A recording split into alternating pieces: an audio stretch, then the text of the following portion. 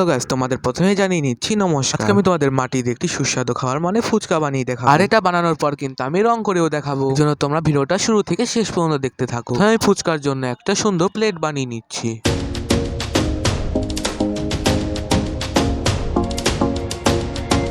Plate বানানোর জন্য প্রথমে আমি মাটিকে চ্যাপ্টা করে নিচ্ছি।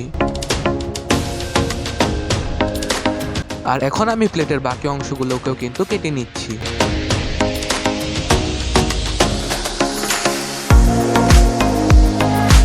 আর এখন আমি প্লেটের চারপাশে রেলিং গুলো বানাবো। এর জন্য মাটিগুলোকে গোল গোল লম্বা করে দেখো এভাবে আমি লাগিয়ে নিচ্ছি।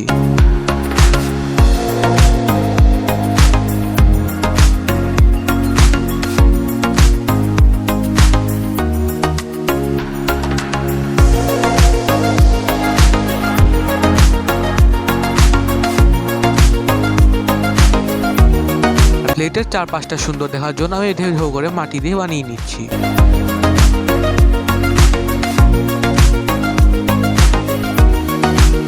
করার পর কিন্তু প্লেটটা বানানো একদম কমপ্লিট হয়ে গেছে। এখন আমি বানাচ্ছি মাটি দিয়ে ফুচকা। প্রথমে মাটি এরকম গোল করে এবং তার মাঝখানে আঙ্গুল দিয়ে ছিদ্র করে আমি ফুচকা বানিয়ে নিই। এটা কিন্তু খুবই সহজ পদ্ধতি, তোমরা দেখলে কিন্তু প্রসেসটা বুঝে যাবে।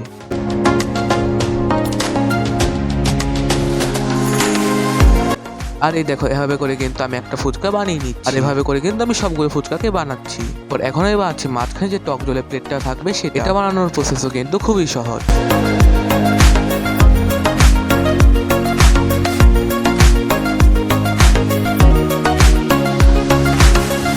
আর এটা বানানো শেষ হয়ে গেলে কিন্তু এটা প্লেটের মাঝখানে আমি বসিয়ে দিচ্ছি। আর এটা ভালোভাবে ফিনিশিং দেওয়ার পর বাটির চারপাশটা কিন্তু আমি ঢেউ ঢেউ করে নিই যাতে সুন্দর দেখায়। এখন এক এক করে আমি সবগুলো ফুচকা এর মধ্যে রেখে দিচ্ছি।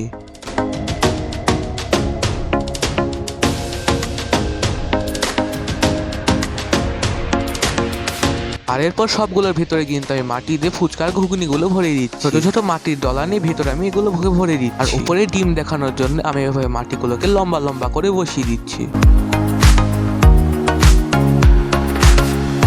আর এরপর আমি 2 দিন এই ফুচকার ঠাইটাকে শুকোতে দিয়েছিলাম। এই ফুচকাগুলো কিন্তু সবগুলো একদম কটকটা হয়ে শুকিয়ে গেছে। এর জন্য এখন আমি এটাকে কালার করব। শুকানোর পরে কালার করলে কিন্তু জিনিস সুন্দর দেখাবে। এখানে রং করার জন্য ব্যবহার করছি এই ফেব্রিকের অ্যাক্রিলিক। আমি ফেব্রিকের অ্যাক্রিলিক কালার এবং এই ব্রাশটা দিয়ে সাদা রং করে দিচ্ছি।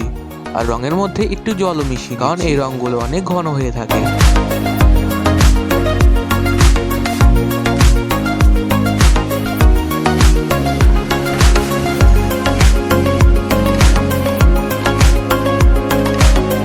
প্লেটটা রং করা শেষ হয়ে গেলে কিন্তু এখন আমি ফুচকাগুলোকে রং করে দিচ্ছি। একে একে এভাবে করে আমি সবগুলো ফুচকাকে রং করে দেব।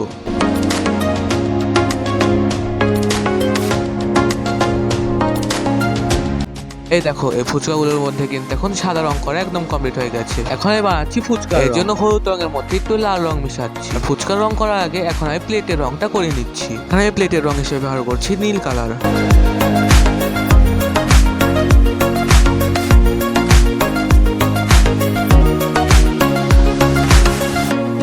প্লেটের রং করা হয়ে গেলে আমি চাপায় ছোট ছোট কিছু কলকে দিচ্ছি।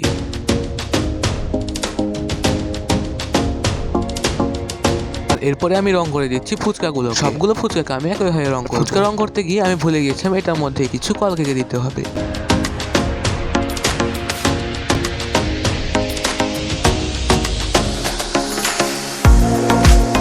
ভালোভাবে ফুচকাগুলোকে বসানোর উপর আমি কিছু ডিটেলিং অ্যাড করে দিচ্ছি যাতে এগুলোকে সত্যিকারের মতোই মনে হয়।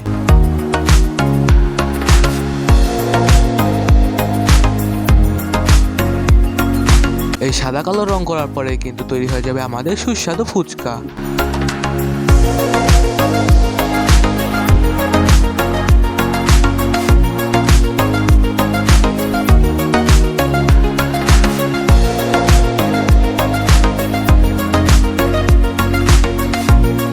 যদি এগুলো করে দেখো তাহলে কিন্তু বুঝতে পারবে না এটা ফেক নাকি রিয়েল। দেখো ফুচকাগুলোকে দেখতে কিন্তু খুবই সুন্দর লাগছে। আমাদের এই ফুচকাগুলোকে কেমন লাগলো অবশ্যই কিন্তু কমেন্টে বলো। আমাদের এই ফুচকা খাইটা ভালো লাগে কিন্তু অবশ্যই একটা লাইক করো। এরকম ভিডিও দেখার জন্য সাবস্ক্রাইব করতে হবে।